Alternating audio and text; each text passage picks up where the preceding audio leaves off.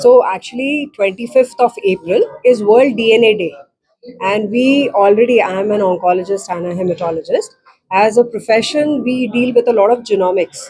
Genomics means analyzing mutation alterations in the DNA, in the RNA, and of course, there are certain things known as proteomics, metabolomics, transcriptomics, which we do routinely. The whole purpose of doing this clinic was preventive genomics, means can we predict genomically whether you have a chance of getting a certain type of disorder.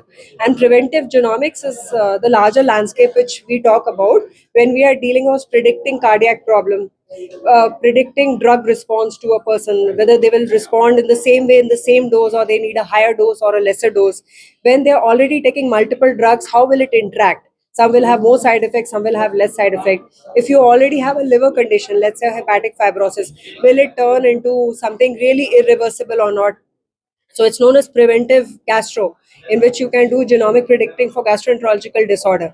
For hematology, there are certain things in which we can find out whether there are certain hematology. It is also used for diagnosis. Certain all type of leukemias require genomic testing.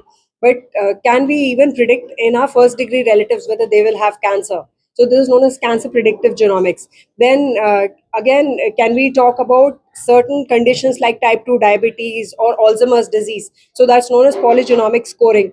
Can we predict a person who will have it and therefore offer lifestyle changes? Uh, so basically, why we are doing this is to find out either are there any solutions which can be predicted that you should do these from early on.